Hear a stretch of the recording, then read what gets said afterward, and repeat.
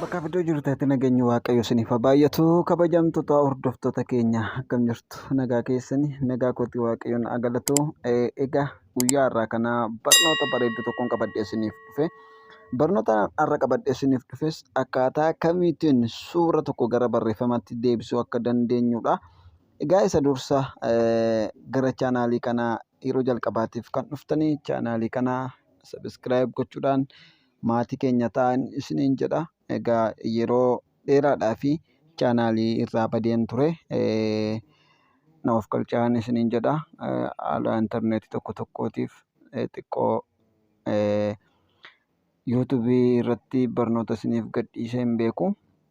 Haa ta'u egaa appilikeeshinii kana namoonni baay'een fayyadamaa jirtu. Egaa namoonni haga ammaatti hin fayyadamin jirtan appilikeeshinii kanatti akka fayyadamtaniif guyyaa har'aa kana wal isin barsiisuudhaaf dhufe jechuudha. Egaa appii kanatti baay'ee tokko akka gammaddan abdii guddaan qaba. Maaliif namoonni tokko barreeffamoota feesbuuk irratti haa ta'u wantoota adda addaa maxxansuudhaaf yeroo fayyadamtanii appilikeeshinii kana keessa isaa seentanii waama suura kaastan tokko fiddanii as keessatti gaafa fayyadamtanii achirraa immoo koppii gootanii iddoo barbaaddeetti erguu dandeessu jechuudha. Suuruma kaaftan kana gara barreeffamaatti deebistanii nama barbaaddaniif barreeffama sana erguu dandeessu jechuudha.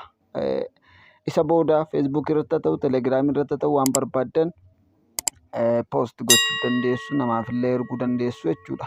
Egaa appilikeeshinii kana diskiripshin booksii jala isiniif kaa'achi jalaa seentanii buufachuu dandeessu. Warri achiin buufachuu hin barbaanne immoo pileestoorii keessa irra seentanii barreeffatanii buufachuu dandeessu.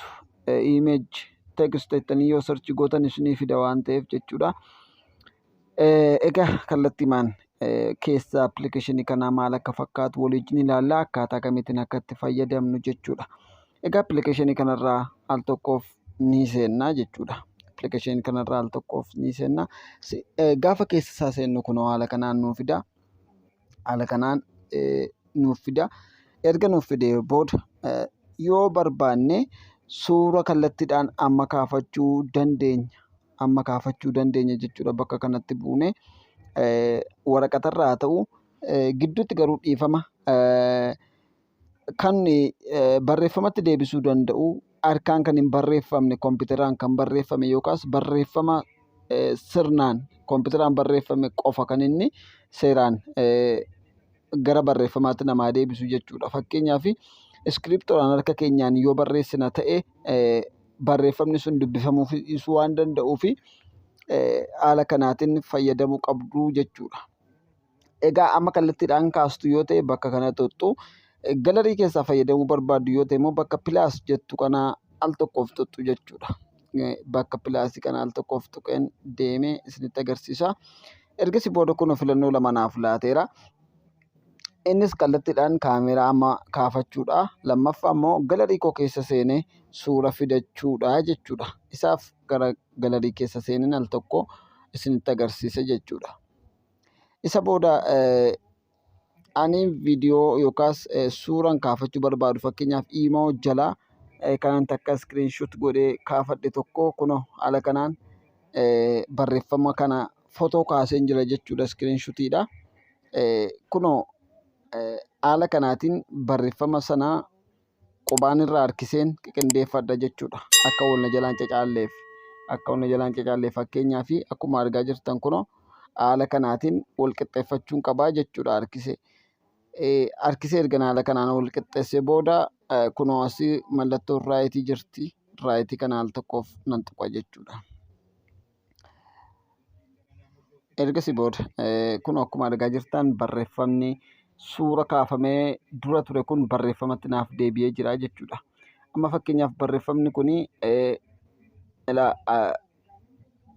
barreeffama kana duraan ture iskiriinshootii godhee kun erga kanaan dura baratame miti seenaa dhugaadha. Akkuma dubbifte obboloota keef dabarsii jedha. Amma isa kana suuraan as jala galchee gara barreeffamaatti deebise. Isa kana akkamittiin as keessaa fudhadhee namaaf erguu danda'a kan jedhu jalqaba kaastanii gad harkistuu jechuudha. Ergasii qubaan al tokko akkaataa kanaatiin gadi qabdu. Ergasii booda akka itti irra gad harkistanii haga dhumaatti deemtu jechuudha. Akkaataa kanaatiin Erga akkas gootanii booda kunoo gararraa kanatti koppii kan jettu isiniif dhufti. Koppii sanarraa al tokkoof ni xuxxu jechuudha. Koppii kan jettu sanarraa al tokkoof ni xuxxu. Ergasii booda as keessaa ni baatu. Text kan jettu hin barbaaddattu tekstii yookaas kan barreeffama jalatti kaawwattan fakkeenyaaf kunoo haala kanaatiin warra kaaniif nootti jedhee jira, warra kaaniin tekstii kan jedhus jira. Wantoota qabiyyee keessatti qabattan mastaawushaa keessan jechuudha. Already achi jala seentu jechuudha al tokkootiif. As jala gaafa seentan kunoo bakka duwwaa haala kanaatiin isinii fida. Bakka pilaas jedhu kana al tokkoof ni xuxxu. Isa booda barreeffama sanaa as keessatti galchattu jechuudha. Amma kunoo fakkeenyaaf barreeffama kanaa as keessa galcheera irraati godhee yoon ilaale suurri silaa kunoo haala kanaatiin barreeffama ta'ee naa ba'eera jechuudha. Okay. Isa booda barreeffama kaawwanne sana dhandhee fudhanna jechuudha. Fakkeenyaaf barreeffamichi kunoo jalqaba irratti kan argitan kanaadha. Barreeffama kana al tokkoof okay irratti gaafan jedhu kunoo akkaataa kanaatiin naaf fida jechuudha. Egaa barreeffama kana ammallee akka silaatti as keessaa fudhadha jechuudha. Yoon barbaade karaa masilaas fudhachuu nan danda'a. Yoon as keessatti yookaas bakka dookimentii kootti seef godhadhu kanatti ergan seef godhadhee raawwadhee booda fuudhee namootaaf ergu yoon barbaade immoo as keessan kaawwadha jechuudha. Appilikeeshinii sana keessaa ergan baasee as kaawwadhee booda ammas akkuma silaatiin koppiin godhaa jechuudha. Kunoo haala kanaatiin kan harkiseen aga xumuraatti hundasaa guutummaa isaa ergan koppii godhee booda koppii kan jettu kanarraa al tokkoof tuqaa jechuudha. Ergasii booda as keessaa ba'eetan bakka inni itti erguu barbaadu feesbuukii haa ta'u teelegiraamii haa ta'u wanta irratti erguu barbaadu tokko keessan deema. Fakkeenyaaf teelegiraamiidhaan namaaf ergu yoon barbaade teelegiraamii koo keessan seena. Ergan teelegiraamii koo keessa seenee booda fakkeenyaaf nama tokko filadheen irratti ergee isinitti agarsiisa jechuudha. Fakkeenyaaf asuma irratti yoon erguu barbaade kunoo haala kanaan ergan tuqe kunoo bakka meesejii jettu kanarratti al tokkoof ergan tuqe kunoo as keessatti sendi godhaa jechuudha. Sendi gochuudhaan naman barbaadeef erguu nan danda'a jechuudha. Naman barbaadeef haala kanaatiin nan ergaa yoon barbaade immoo feesbuukii irratti haala kanaatiin erguu nan danda'a. Meesejiidhaanis erguu nan danda'a. Kunoo meesejii keessas yoon naqe maqaa namaa filadhee achumaan erguu nan danda'a jechuudha. Abbaan barbaadeef erguu nan danda'a. Kunoo asuma gadi qabuudhaan peest godhee kunoo barreeffamee haala kanaan gaafa naa dhufu nama erguu barbaadu sanaaf erguu nan danda'a jechuudha.